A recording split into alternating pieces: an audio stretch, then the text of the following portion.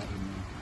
Untuk pertanyaan pertama mungkin miliknya sendiri itu Mbak Ima sendiri atau Bukan, saya di sini cuma admin aja. Untuk ownernya dia kesininya paling itu 2 atau enggak 3 hari sekali. Datangnya biasanya sore sampai malam sih. untuk ownernya sendiri kalau boleh tahu namanya siapa? Namanya Rolly. Rolly. Ini kan studionya Rolly. Kalau pemiliknya namanya Rolly Novan. Untuk pertanyaan kedua, untuk latar belakang dari pendirian bisnis ini kira-kira Mbak Ima tahu tidak? Latar belakangnya itu tuh lebih ke ownernya harusnya mau bikin janji gitu gimana Mas? Maksudnya tak kasih nomornya. Soalnya dari tahun itu ini tugasnya edukasi waktu. Iya. Ada yang dulu nggak? Ada yang dulu nggak apa-apa. Aku nggak tahu nih masalah yang itu latar belakang bisnisnya itu loh. Ya mungkin nanti dikasih nomornya Mas Rolly. Tak kasih nomornya aja.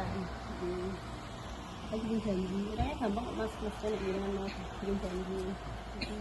Terus mungkin dari budget penyewaan kayak ini kisaran harga berapa? Sewanya kita dari harga 25.000. 25 itu yang pakai ini. Kalau untuk yang Fiesta cowok itu 25 yang warna hitam. Kalau yang warna merah sama biru itu harganya 50.000. Untuk yang model cewek yang model kemben, ini ada 2 macam Mas. Ini yang itu baru ya. Kalau yang kemben itu 45.000. Warna suatu. Sebenarnya ada sih bisa harganya. Sering ya Mbak Noni ya yang bule-bule ya. Cuman kebanyakan kalau share gitu ya. Kita kan mesti sering bisa di Instagram Kak, bisa sih pokoknya. Jadi biasanya kalau gitu minta persetujuan dari Dari mereka sendiri.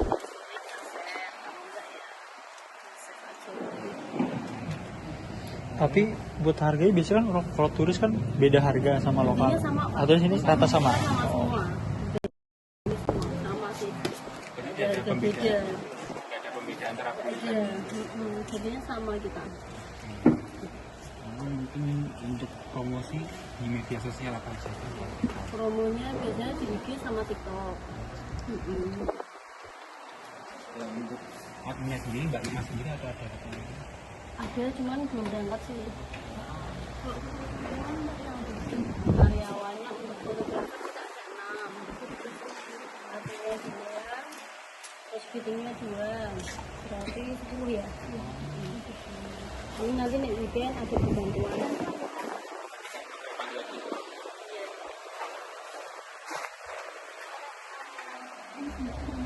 Tempat ini sewa Mbak atau Ini semua.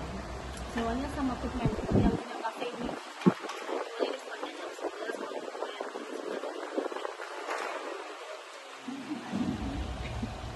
Itu juga bisa menarik pelanggan dan pigmen ke sini. bisa. Sini bisa habis foto makan di situ.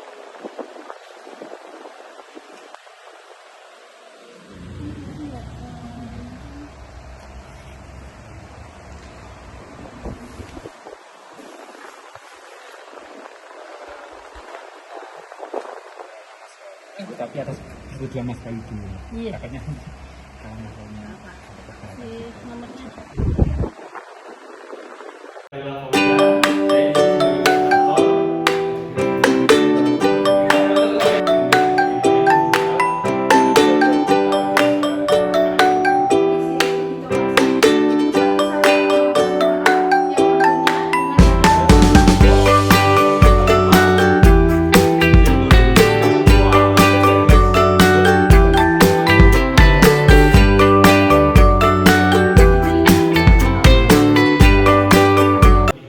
Assalamualaikum warahmatullahi wabarakatuh. Perkenalkan, nama saya Tigaran Fauzan, NIM 1221736, di sini sebagai moderator. Lalu ada teman saya. Perkenalkan, nama saya Eka Jismizipula, NIM 122221744. Dan saya perkenalkan Fatir Jumila dengan yang 12221749. Dan perkenalkan, nama saya Prita Pramusti Marani Jati, NIM 1222173. Di sini kelompok 3 dari studi analisis akan mempresentasikan hasil analisis bisnis kami yaitu Poli Studio. Langsung saja kita mulai di pemateri pertama. Persilakan untuk Mas Eiger. Kita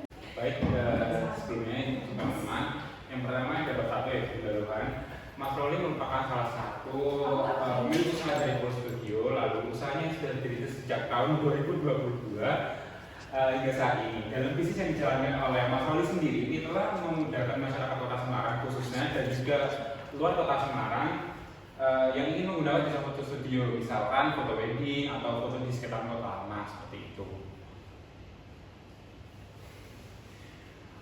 Oke, selanjutnya di sini ada tujuan dan manfaat. Yang pertama tujuannya untuk mendapatkan pendapatan atau penghasilan dari Mas Roli sendiri. Ada yang kedua untuk memanfaatkan waktu luang dalam hal yang menguntungkan. Selanjutnya untuk manfaat, yang pertama adalah memberikan kesempatan kerja bagi orang-orang yang mempunyai keahlian dalam bidang fotografi khususnya dan juga grafis editing. Lalu yang kedua memberikan layanan kepada masyarakat dalam usaha percetakan foto seperti itu. Selanjutnya di sini ada bab 2 yaitu aspek pasar dan juga pemasaran. Yang pertama aspek pasar. Untuk pasar dari bisnis Koli Studio dikategorikan sebagai bentuk pasar persaingan sempurna yang ditandai dengan adanya banyak penjual yang menjual produk atau jasa secara homogen atau sama. Selanjutnya permintaan dan juga penawaran. Jenis permintaan dalam usaha Koli Studio ini adalah jenis permintaan potensial. Kenapa? Karena konsumen hanya membutuhkan foto studio atau foto di sekitaran kota lama dalam waktu tertentu. Untuk penawaran yang ditawarkan oleh usaha Koli Studio sendiri adalah foto wisuda, baju adat, dan juga foto wedding. Selanjutnya di sini ada segmentasi pasar. Yang pertama segmentasi secara geografis, yaitu pengunjung kota lama. Pengunjung kota lama ini terdiri dari wisatawan di luar kota Semarang maupun mancanegara. Mas Roli juga menyebutkan bahwasanya kalau customernya itu lebih banyak dari mancanegara karena ini memperkenalkan ada Jawa kepada masyarakat luas atau ke dunia luar seperti itu. Selanjutnya ada segmentasi secara perilaku. Yang pertama ada kualitas foto, rias, penyewaan, dan juga pelayanan. Untuk selanjutnya segmentasi secara demografis, yaitu yang pertama wisatawan atau wisdawati, yang kedua para karyawan dan juga karyawati, pasangan muda-mudi, wisatawan usia 18 sampai 50 tahun. Selanjutnya ada target pasar sendiri. Target pasar pada Koli Studio adalah kalangan pelajar, mahasiswa atau mahasiswi, masyarakat yang berada di sekitaran kota lama, dan juga orang luar dari kota Semarang seperti itu. Selanjutnya untuk bab 3 akan dijelaskan oleh rekan saya. Terima kasih. Oke, baik. Jadi di sini saya akan melanjutkan untuk menjelaskan bab 3 mengenai aspek manajemen.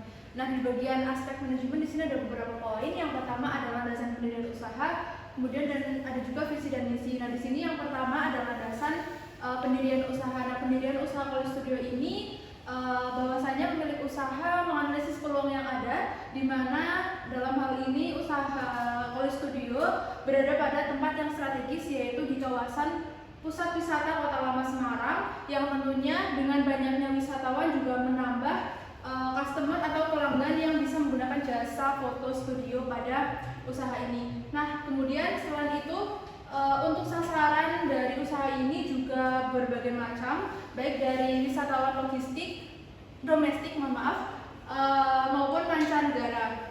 Nah, kemudian pastinya di dalam suatu usaha ada yang namanya visi dan misi. Nah, di sini untuk visinya adalah menjadikan media fotografi sebagai media jasa foto dan video yang unggulan dalam memberikan pelayanan yang berkualitas dengan harga terjangkau. Jadi di sini ditekankan oleh usaha Koli Studio bahwasanya harga yang ditawarkan cukup relatif sehingga bisa dinikmati oleh beberapa kalangan.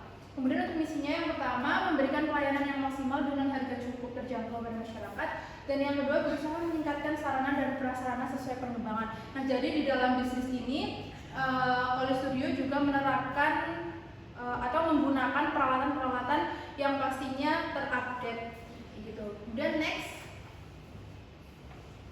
Nah, selanjutnya di sini ada struktur organisasi seperti pada usaha yang lain. Untuk struktur organisasi di usaha Koli Studio yang pertama pastinya ada owner atau pemilik usaha, yaitu Mas Roli. Kemudian di sini ada beberapa karyawan, diantaranya ada fotografer, admin, wardrobe, dan juga ada pelanggan sebagai customer dari usaha Koli Studio.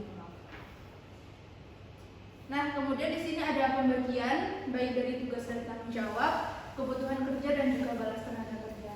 Nah, di sini untuk tugas dan tanggung jawab dari pemilik usaha, yang pertama menentukan perencanaan dan strategi, kemudian yang kedua mengawasi segala aktivitas usaha, dan yang terakhir atau yang ketiga adalah mengelola keuangan. Nah, kemudian di sini ada tugas dan tanggung jawab dari pegawai sebagai fotografer. pastinya melayani dalam proses pengambilan foto customer. Nah, kemudian yang ketiga ada pegawai admin. Di sini bertugas untuk melayani dalam proses pelayanan, pemesanan dan juga pembayaran. Nah, kemudian yang selanjutnya ada pegawai wardrobe, di mana pegawai ini memiliki tugas dan tanggung jawab, yaitu melayani dalam proses tata rias, stylist baju adat, dan penataan rambut. Ini kita lanjutkan untuk kebutuhan tenaga kerja. Nah, untuk rinciannya di sini yaitu ada 10 karyawan yang terdiri dari 6 fotografer, 2 admin dan juga 2 wardrobe. Kemudian untuk balas tenaga kerja yang dilakukan pada usaha ini yaitu balas jasa yang disepakati berupa kompensasi dalam bentuk uang sesuai dengan pekerjaan yang diberikan kepada para pegawainya. Next. Nah, kemudian di sini untuk selanjutnya bab 4 akan disampaikan oleh rekan saya. Silakan. Oke, selanjutnya ada bab 4. Bab 4 di sini mengenai aspek teknik dan teknologi. Yang pertama ada lokasi dan lahan. Untuk bisnis Koli Studio sendiri berada di Jalan Lejen Suprapto nomor 3, Tanjung Mas, Kecamatan Semarang Tengah, Kota Semarang, yang berdekatan dengan pusat wisata Kota Lama, yang dimana sekitarnya terdapat wisatawan atau pengunjung yang berasal dari domestik dan mancanegara. Dan lahan yang digunakan merupakan lahan jadi yang sudah ada bangunannya. Dan lahan ini termasuk lahan sewa. Lalu luas produksi dari Koli Studio, luas produksi mengacu pada hasil produksi dari usaha Koli Studio, dimana dengan harga 5.000 per foto, studio ini hari dapat melayani pelanggan sekitar 25 orang.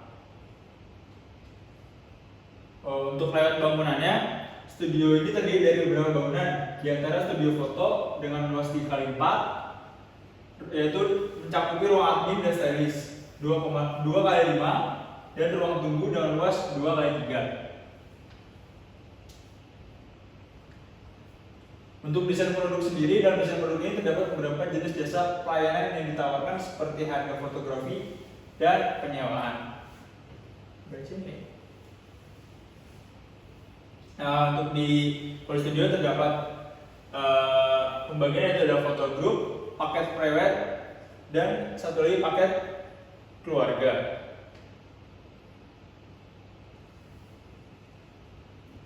Selanjutnya ada sarana dan prasarana. Sarana untuk foto studio udah pasti ada kamera DSLR, lalu ada komputer, memori, tripod, background, lighting, hard disk eksternal, stabilizer, meja dan kursi. Selanjutnya ada prasarananya, yaitu ruang tunggu, ruang foto, ruang stylist atau wardrobe, tempat parkir, dan tempat bayaran atau kasir. Untuk selanjutnya aktivitas tetap akan disampaikan oleh Mas Ega. Waktu dan teman saya persilakan. Untuk aktivitas tetap sendiri yang pertama ada peralatan. Untuk barangnya sudah tertera di sini. Nanti untuk dijelasnya kami akan masukkan di video. Untuk totalnya peralatan sendiri yaitu 37.290.000. Lalu ada perlengkapan. Di sini perlengkapan ada 14 item dengan total 20.945.000.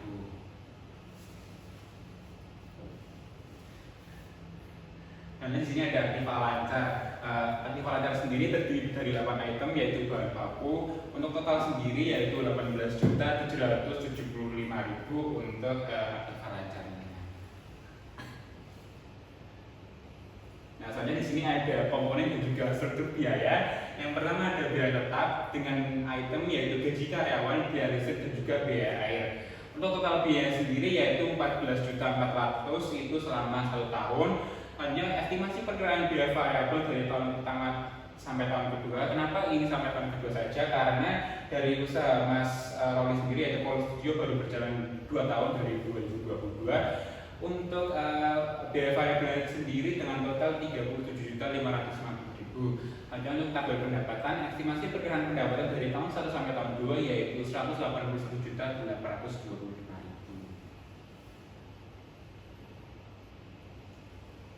Baik, selanjutnya di sini ada proyeksi laba rugi. Proyeksi laba rugi sendiri seperti biasa dari 2 tahun, yaitu tahun 1 dan tahun kedua. Untuk yang pertama, total beban tahun pertama yaitu 46.614.000 dan total beban tahun kedua 54.614.000 dengan laba bersih yang didapatkan oleh Call Studio yaitu 17.311.000 untuk tahun pertama dan juga 63.286 untuk tahun kedua. Kemudian di sini ada analis kelayakan usaha untuk Call Studio. Untuk total kas masuk pada tahun pertama yaitu 63.925.000 dan juga untuk tahun kedua 117.900.000. Total kas keluar di sini sama yaitu 50.440.000 untuk laba bersihnya sendiri di tahun pertama yaitu 13.481.000 dan juga untuk tahun kedua 67.456.000. Seperti itu. Nah, seperti yang kita tahu, break-even point itu adalah di mana usaha itu berada di titik tidak mengalami keuntungan ataupun kerugian. Nah, langsung saja untuk pendapatan usaha di Call Studio itu dari tahun ke-1 sampai ke-2 yaitu 181.825.000. Lalu untuk biaya tetapnya yaitu 14.400.000 dan biaya variabelnya yaitu 18.775.000. Untuk perhitungannya sendiri dengan menggunakan rumus BEP, fixed cost dibagi 1 dikurangi total variable cost dibagi harga total, di mana mendapatkan jumlah BEP yaitu 16 juta. Untuk perhitungan selanjutnya yaitu payback period atau PP. Di sini kita menggunakan tahun 1 dan kedua dengan investasi awal yaitu Rp167.264.071, di mana dengan arus kas 17.311.000, di mana ini didapatkan dari laba bersih di tahun pertama. Dengan sisa di arus kas pertama yaitu Rp149.953.071 dan arus kas kedua dengan sisa Rp167.264.071. Di sini langsung saja kita masukkan rumusnya yaitu payback period sama dengan investasi awal dibagi dengan arus kas dikali 1 tahun mendapatkan 9,6 tahun, yang dimana jika diperhitungkan menjadi 9 tahun 6 bulan.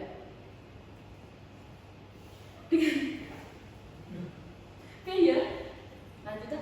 Dengan kesimpulan yang seharusnya payback period itu kurang dari maksimal PP, di sini kita hitung maksimal PP yaitu 2 tahun, yang akhirnya 9 tahun 6 bulan itu lebih besar dari 2 tahun, maka investasi ditolak atau tidak layak. Lalu selanjutnya ada net present value atau NPV dengan menggunakan tabel yang sama, namun di sini ada tambahan NPV. NPV didapat dari rumus cash flow tahunan dibagi 1 ditambah suku bunga di pangkat periode dikurangi dengan modal awal, mendapatkan NPV di arus kas pertama dan arus kas kedua, yaitu di arus kas pertama Rp16.408.531 dan di arus kas kedua yaitu Rp15.533.110 dengan sisa saldo di akhir yaitu Rp135.322.430. Untuk NPV di sini kita menggunakan suku bunga di tahun 2022 yaitu 5,5% atau jika didesimalkan yaitu 0,055. Langsung saja menggunakan rumus NPV yaitu cash flow tahunan dibagi 1 ditambah suku bunga di pangkat periode dikurangi dengan modal awal menjadi NPV minus Rp135.322.430, yang artinya investasi ditolak.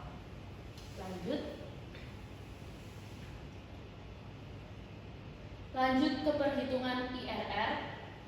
Di sini IRR kita menggunakan suku bunga yang kedua yaitu negatif 65%.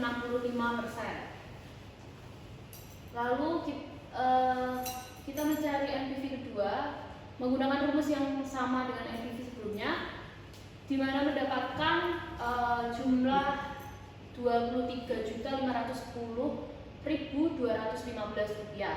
Dengan diketahui PI sama dengan 5,5% dan NPV 1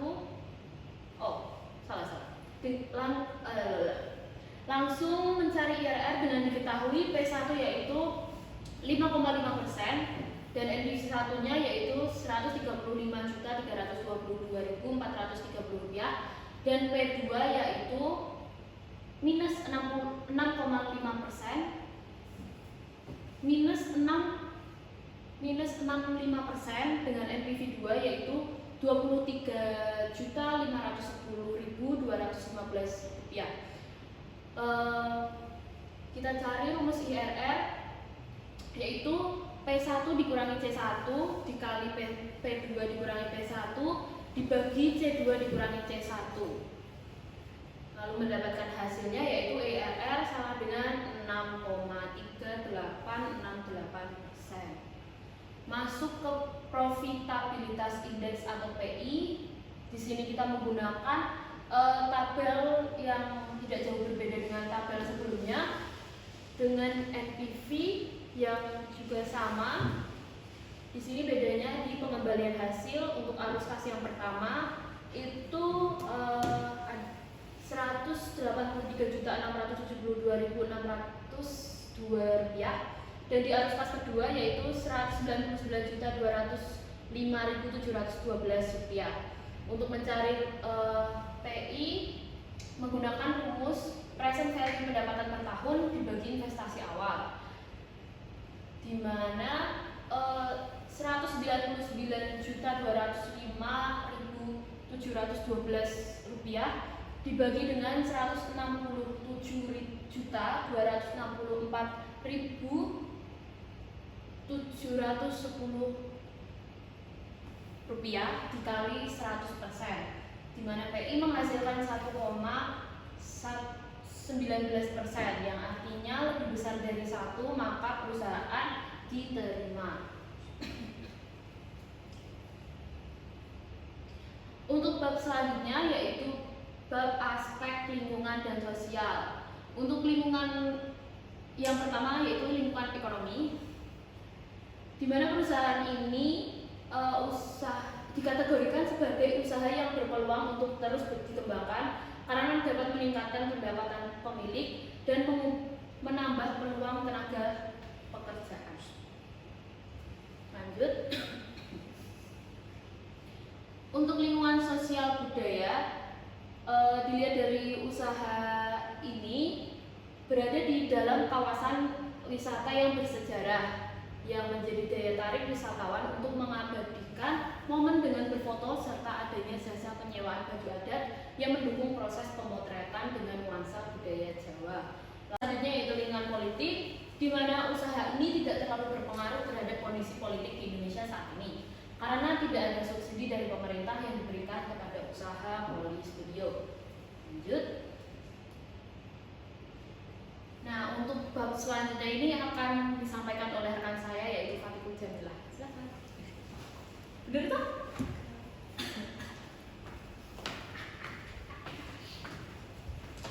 Oke, baik. Jadi untuk yang selanjutnya di sini ada bab 7 aspek hukum, di mana untuk bentuk badan hukum dari usaha Poli Studio tergolong perseorangan karena hanya dikelola oleh satu orang pemilik yaitu Mas Roli, dan dengan modal yang digunakan juga modal sendiri dari buruh. Udah, next. Nah, di sini untuk lokasi proyek dan perizinan, di sini untuk lokasi proyek usaha ini terletak di kawasan Kota Lama Semarang, tepatnya di Jalan Lejen Suprapto nomor 3, Tanjung Mas, Kecamatan Semarang, Kota Semarang. Semarang Tengah, Kota Semarang. Ya Allah, sorry. Kemudian yang selanjutnya di sini ada lokasi proyek dan perizinan. Untuk lokasi proyek sendiri, usaha ini terletak di kawasan Kota Lama Semarang, tepatnya di Jalan Lejen Suprapto nomor 3, Tanjung Mas, Kecamatan Semarang Tengah, Kota Semarang. Nah, kemudian untuk perizinan usaha ini berjalan melalui perizinan dari pemerintah kota dan Dinas Pariwisata Kota Semarang, dikarenakan lokasi dari usaha ini berada di kawasan wisata yang ada di Kota Semarang. Dan next. Nah, kemudian untuk yang selanjutnya di sini ada bab 8 yaitu penutup. Di dalam penutup ada kesimpulan dan saran. Untuk kesimpulannya, setelah dianalisis usaha Polistudio menjadi salah satu usaha yang bisa berkembang. Kemudian dapat dilihat melalui lokasi usaha yang berada di kawasan wisata Kota Lama, dan bisa dilihat bahwasanya setiap harinya itu banyak sekali pengunjung yang datang, baik pengunjung domestik maupun mancanegara. Nah, kemudian target pasar yang menguntungkan juga menjadi juga variasi harga yang terjangkau menjadikan bentuk daya tarik dari bisnis foto studio ini. Nah, kemudian untuk yang selanjutnya ada saran. Di sini saran yang pertama, pemilik usaha perlu memperbaiki pintu masuk studio foto, karena biasanya dengan tampilan yang pelanggan cari di awal adalah bentuk dari lokasi itu sendiri, maka perlu untuk diperbaiki agar bisa menarik minat dari para pengunjung Kota Lama, khususnya para customer di Kota Studio. Nah, kemudian untuk selanjutnya yang kedua, pemilik usaha perlu memperbaiki dari segi promosi. Nah, promosi di sini yang dimaksudkan adalah bagaimana cara Skoli Studio ini bisa mempromosikan jasa foto dan juga jasa penyewaan baju adat yang dijalankan, baik itu melalui media promosi ataupun kayak pamflet, spanduk dan lain sebagainya, agar para pengunjung Kota Lama dan juga para wisatawan yang lain dapat melihat dengan jelas bentuk promosi yang ditawarkan dari usaha ini. Nah, kemudian selanjutnya di sini barangkali dari teman-teman yang menonton video ini mau bertanya, silakan bisa bertanya melalui kolom komentar.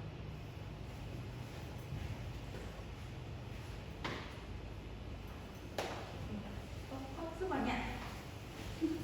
Ada pantun terakhir seperti presentasi sebelumnya. Ini kayak santan rasanya gurih. Cakep. Sekian dari kelompok kami. Apabila ada kesalahan kata, mohon dimaafkan. Terima kasih. Wassalamualaikum warahmatullahi wabarakatuh.